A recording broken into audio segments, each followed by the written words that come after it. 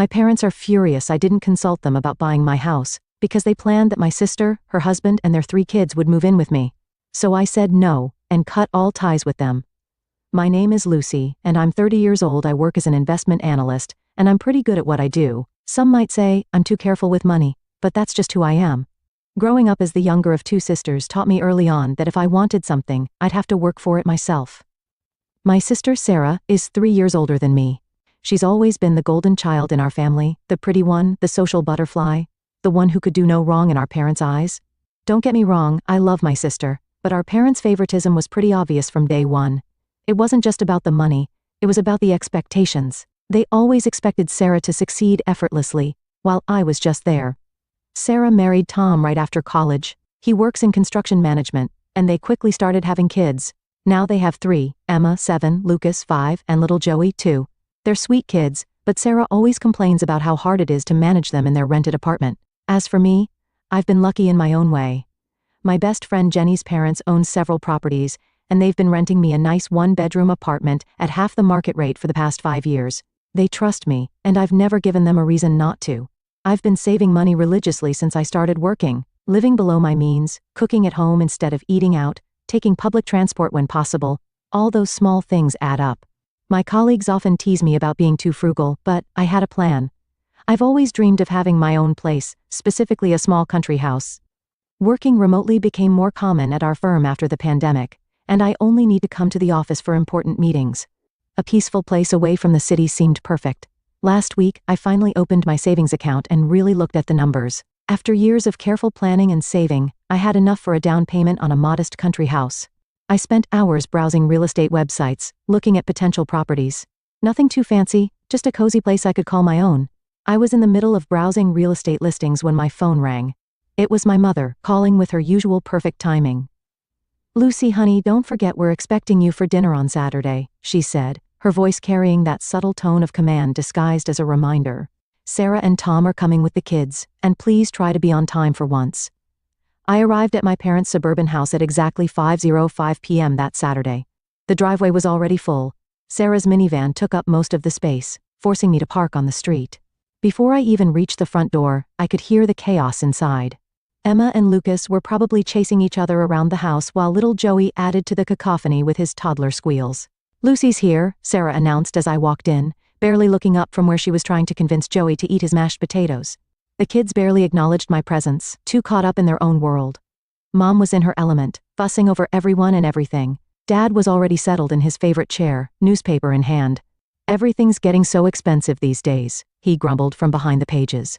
"Have you seen the price of gas? Highway robbery, that's what it is. Tell me about it," Tom chimed in, helping himself to another serving of Mom's lasagna. "And my boss, what a piece of work. Yesterday he comes in. Right? Completely changes the project timeline, without even consulting the team.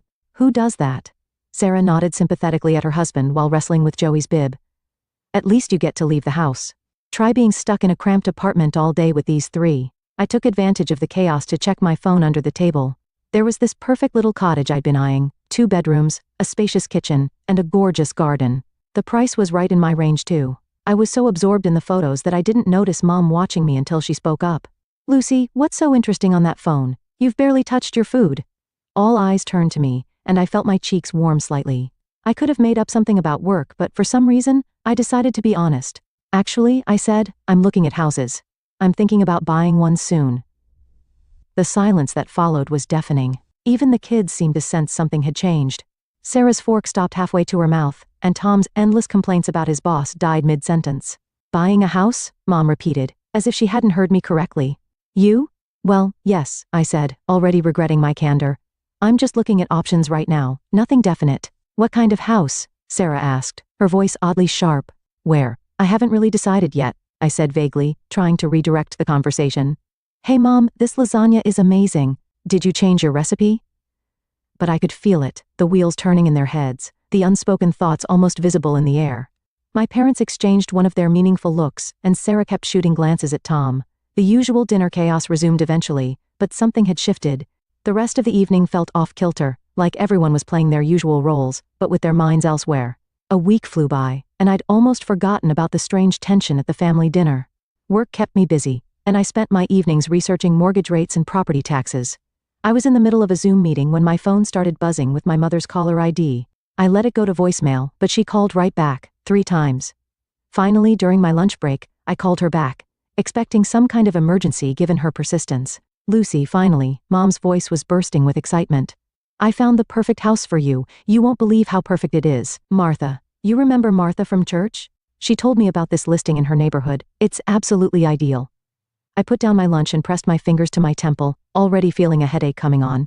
Mom, I haven't even asked for help finding a house. But she was already in full swing, impossible to interrupt. It has 4 bedrooms, no, 5. The master bedroom is huge, and there are these adorable children's rooms with built-in closets. Oh, and the backyard. There's already a playground installed, can you believe it? And the location is just perfect, walking distance to St. Mary's Elementary School and the public library. Mom, I finally managed to cut in. I appreciate you thinking of me, but that's not what I'm looking for at all. There was a pause on the other end. What do you mean? I took a deep breath, trying to keep my voice gentle but firm. I'm looking for something completely different. I want a small country house, something cozy just for me. I don't need multiple children's rooms or a playground. Don't be ridiculous, she said sharply. You can't just think about yourself. You need to plan ahead. This house is perfect, it's even on sale. Martha says the owners are motivated to sell quickly. I know what works for me, I said firmly. I want a quiet place in the countryside where I can work from home. That's what I'm looking for. She made a sound of displeasure in her throat. Well, don't come crying to me when you realize I was right. The line went dead. I stared at my phone, feeling a mixture of frustration and guilt, but I didn't have long to dwell on it, because my phone buzzed with a message from Sarah. Hey sis, check this out. What followed was a barrage of links to real estate listings. Every single one was a massive family home in the city, 4 to 6 bedrooms, multiple bathrooms, huge yards, all near schools and parks. I quickly typed back, thanks, but I'm actually looking for something smaller in the countryside. Sarah's response was immediate, but these are such good deals. Look at this one, it even has an in-law suite. More links kept coming. During afternoon meetings my phone kept buzzing with messages from Sarah. Each one was another house listing, each bigger and more family-oriented than the last. I stopped checking Sarah's messages after the 20th house listing. Instead, I called Amanda Chen, a realtor I'd found through positive online reviews. She had a reputation for really listening to her clients, which was exactly what I needed. I want something small and cozy, I explained. A country house, but not too far from the city. Good internet connection is a must since I work from home most days. Maybe a small garden where I could grow some herbs and vegetables. Budget? I told her my range, and her eyes lit up. I think I might have exactly what you're looking for. It just came on the market yesterday. Want to take a look this weekend? The house was about 40 minutes from the city, set back from a quiet country road. As soon as Amanda's car turned into the gravel driveway, I felt something click inside me. The house was perfect, a charming 2-bedroom cottage with white siding and dark green shutters. A wraparound porch hosted 2 rocking chairs, and mature maple trees provided shade in the front yard. Inside, sunlight streamed through large windows into an open-plan living area. The kitchen was small but updated, with butcher block countertops and new appliances. A wood-burning fireplace dominated one wall of the living room. Upstairs, there were 2 modestly sized bedrooms and a full bathroom with a clawfoot tub. But it was the sunroom at the back of the house that sealed the deal. Windows on 3 sides looked out over a well-tended garden with raised beds and a small greenhouse. The owner is motivated to sell quickly, Amanda mentioned as we stood in the sunroom. She's willing to offer a discount for a fast closing. I didn't hesitate. I want it. The next week was a whirlwind of paperwork, mortgage applications, and negotiations. I put down a larger down payment than required to keep the monthly payments comfortable. Every night, I fell asleep looking at photos of my future home, imagining where I'd put my furniture, planning what I'd plant in the garden. When everything was signed and official, I felt like I was walking on air. I couldn't wait to share my news with my family, despite their previous attempts to influence my decision. The following Saturday, I drove to my parents' house for dinner, practically buzzing with excitement. Sarah and Tom were already there with the kids as usual. We settled in for dinner, and Mom served her traditional pot roast. The usual complaints and conversations flowed around the table, Tom's latest workplace drama, Sarah's struggles with the kids' school schedules, Dad's commentary on the economy. Then Mom turned to me with a smile that made my stomach clench. Oh, Lucy, I'm so glad you're here. I was just talking to Barbara next door. She's selling her house. You remember Barbara's house? She's willing to give us, you, a good price. You should really consider. Actually, I interrupted, unable to contain myself any longer. I've already bought a house. The clatter of cutlery against plates came to an abrupt halt. Emma's cartwheel in the background stopped mid-turn. The silence was absolute. I took a deep breath and started describing my new home, my voice filled with enthusiasm despite the tension around the table. It's this beautiful cottage about 40 minutes outside the city. 2 bedrooms, the most amazing sunroom, and there's even a small greenhouse in the backyard. The previous owner had these gorgeous raised garden beds, and, are you out of your mind? Dad's fist came down on the table, making the plates jump. I'd never seen him this angry before. Joey started crying at the sudden noise. What? I stammered, completely thrown by their reaction. How dare you? Mom's face had turned an alarming shade of red. How dare you buy a house without consulting us first? After everything we showed you, all those perfect family homes we found, I felt like I'd suddenly stepped into some bizarre alternate reality. Why would I need to consult you about buying my own house with my own money? Because we had it all planned out. Mom was practically screaming now. Barbara's house would have been perfect. Right here in the neighborhood, plenty of room for everyone. Room for everyone? I repeated slowly, feeling increasingly confused. It's just going to be me living there. The silence that followed was deafening.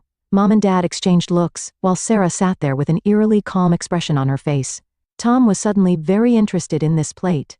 Actually, Lucy, Mom said, in a tone that made my blood run cold, the plan was for Sarah, Tom, and the kids to live there with you. I stared at her, waiting for the punchline. It didn't come. I'm sorry, what? I managed to choke out. Sarah nodded, as if this was the most natural thing in the world. We're so cramped in that apartment, Lucy. It's really hard on the kids. Your house would have given us all the space we need. She smiled, like she was discussing borrowing a sweater. And since we wouldn't have to pay rent or utilities, we could finally start saving some money. I looked around the table from face to face, waiting for someone to crack a smile, to say gotcha, or burst out laughing. But all I saw were dead serious expressions. Dad's stern disapproval, Mom's righteous anger, Sarah's entitled expectation, Tom's awkward avoidance. You. I struggled to form words. You all just assumed I would buy a house for Sarah's family to live in? Well, of course. Mom threw up her hands. That's what family does, we help each other. Help each other? I repeated incredulously. This isn't helping. This is expecting me to provide housing for 5 people without even asking me. You're being selfish, Sarah said, her calm facade cracking slightly. You know how hard it is for us in that tiny apartment. Emma and Lucas have to share a room, and Joey's crib is in our bedroom. It's not fair to the children. I felt like I was drowning in crazy. The room seemed to spin a little as the full impact of their expectations hit me. They had all sat there for weeks, planning out my future, deciding how I should spend my money, without ever once considering what I wanted or even thinking they should ask me about it. You need to cancel this ridiculous purchase immediately, Mom demanded, her voice sharp with authority. Call your realtor first thing Monday morning. Barbara's house is still available, and it's perfect, right here in the neighborhood. Close to all the good schools and kindergartens. No. I stood up from the table, my chair scraping against the floor. The word came out stronger than I expected, fueled by decades of pent-up frustration. The dining room erupted into chaos. Mom jumped up from her chair, waving her arms. Dad's voice boomed over everyone else's. The kids started crying, picking up on the tension in the room. But we'll be so cramped, Sarah wailed, as if she hadn't heard me at all. Do you know how hard it'll be to get the kids to school from all the way out there? Emma has ballet on Tuesdays, Lucas has soccer on Thursdays. I spun to face my sister, something inside me finally snapping. You're not going to be cramped anywhere because you're not living in my house. None of you are, ever. Is that clear enough for you? The room fell silent. They all stared at me like I'd grown a second head. The entitled shock on their faces was almost comical. Lucy, Mom gasped, clutching her pearls. How can you be so cruel to your own sister? I grabbed my purse and headed for the door, their voices rising again behind me. I couldn't listen to another word. I got in my car and drove home in a daze, their screams still ringing in my ears. Sitting alone in my apartment later that night, memories started flooding back. Christmas 1999, Sarah got the expensive American Girl doll she wanted, while I received the knockoff version from the discount store. They look exactly the same, Mom had said, but they didn't. Our 16th birthday, Sarah had gotten a brand new Volkswagen Beetle when she turned 16, complete with a big red bow on top. I got Dad's old Honda with 150,000 miles on it and a tendency to break down. High school graduation. Sarah's graduation party was a catered affair in the backyard with a hired DJ and custom decorations. Mine was a quiet family dinner because we had too many expenses that month. Apologize. Sarah attended her dream school with our parents covering every expense, tuition, room and board, even a generous monthly allowance. Meanwhile, I spent my senior year of high school applying for every scholarship I could find, staying up late to maintain my perfect GPA knowing it was my only shot at higher education, and now, here we were. After years of favoring Sarah, of giving her everything while I worked for scraps, they'd just assumed they could commandeer my house, the one thing I'd achieved completely on my own. They'd planned to hand over my dream home to Sarah, just like they'd handed her everything else. I was in the middle of packing my kitchen when the aggressive pounding started on my apartment door. The coffee mug I was wrapping in newspaper slipped from my hands, but thankfully landed on a pile of packing paper. "Lucy, open this door right now." My father's voice boomed through the wood. "We know you're in there." I froze, bubble wrap still in hand. More pounding followed. "Go away," I shouted back. "I'm not discussing this anymore. Don't you dare talk to us like that." Dad's fist made the door rattle in its frame. "We raised you better than this." My hands were trembling as I picked up my phone. "If you don't leave right now, I'm calling the police. I mean it." I pulled up the keypad on my phone and deliberately pressed 9, making sure they could hear the beep. "I'm dialing right now." "You ungrateful little." Dad's curse was cut off by Mom's sharp intake of breath. "We'll leave." Mom's voice had turned cold as ice. "But this isn't over, Lucy. You're making a terrible mistake." I listened to their footsteps retreating down the hallway, then slid down against the wall, my heart pounding. I thought that would be the end of it, but I was wrong. So wrong. The first message from Sarah came an hour later. A photo of Emma and Lucas cramped together on their shared bunk bed. "Look how little space they have," the caption read. "Emma can't even have a desk for homework." I didn't respond. Another photo followed, Joey's crib wedged into the corner of Sarah and Tom's bedroom. "He wakes up every time we come to bed. This isn't fair to him. Delete." When I continued to ignore her, Sarah's messages turned nasty. They started coming at all hours, 2 a.m., 4 a.m., 6 a.m. "You always were Dad's least favorite. Mom cries herself to sleep because of you. I hope you're happy all alone in that big house, while your nieces and nephews suffer." I blocked her number, then her Facebook, then her Instagram. But she kept finding new ways to reach me, creating new accounts, using Tom's phone, even setting up fake email addresses. Then the phone calls started coming from other directions. First, it was Aunt Marie. "Lucy, honey, I just heard what's happening with your sister. Surely you can find it in your heart to help family?" Next came Uncle Bob. "Kid, you need to think about what really matters here. Family comes first. My mother's best friend Susan, your mother is devastated. How could you do this to your own family? Even my old high school teacher Mrs. Peterson, whom my mother still saw at church, Lucy. I always thought you were such a kind student. I'm so disappointed to hear about this situation with your sister." They all had the same message. I was selfish, heartless, cruel. I should give up my house, my dreams, my independence to solve my sister's problems. None of them seemed to question why Sarah's housing situation was somehow my responsibility. After 2 weeks of constant harassment, I'd had enough. I went to my mobile carrier and changed my number, giving it only to my workplace and a handful of trusted friends who hadn't taken sides in this mess. Moving day was wonderfully quiet. I hired a moving company I'd never used before, making sure there was no way for my family to track the address through familiar local services. The movers were efficient and professional, and by sunset, I was standing in my new living room, surrounded by boxes and possibility. That first night in my cottage, I sat on my porch with a cup of tea, listening to the crickets and watching the stars come out. No traffic noise, no sirens, no family drama, just peace. I felt something inside me finally relax, a tension I hadn't even realized I'd been carrying for years. Of course, I still occasionally saw their social media posts. Sarah's passive-aggressive status updates about family betrayal and selfish siblings. Mom's thinly veiled posts about ungrateful children and family duty. The comments from relatives and family friends, all taking their side without knowing the full story. But here's the thing. None of that bothered me anymore. Their words couldn't touch me in my new sanctuary. I transformed the second bedroom into a home office, setting up my monitors to face the window where I could watch birds visit the bird feeder I installed. The previous owner's raised garden beds now burst with herbs and vegetables, my first attempt at gardening turning out surprisingly successful. The greenhouse became my weekend project, slowly filling with plants that made the space feel alive and vibrant. My work productivity actually improved without the constant family interruptions. My boss noticed and gave me more responsibility along with a raise. I started taking online courses in investment strategy, expanding my expertise without anyone telling me I was wasting my time or should be focusing on finding a husband instead. Sure, there were moments when I missed the idea of family, not the reality of my family, but the dream of what a supportive family could be. Those moments usually passed quickly when I remembered the peace I'd gained in exchange. I made new friends in the area, other professionals who worked remotely, a local gardening group that met monthly, neighbors who respected boundaries and didn't feel entitled to my space or time. None of them knew my family history, and I preferred it that way. They knew me as I am, not as the person my family tried to force me to be. The funny thing is, I'm probably being more true to my parents' original dreams for their daughters than Sarah is. They raised us to be independent, successful women. They just never expected me to be the one who actually did it. And they certainly never expected me to be independent from them too. Sometimes the best family you can have is yourself, at least until you choose to add to it on your own terms, in your own time, in your own way. And that's more than enough for me.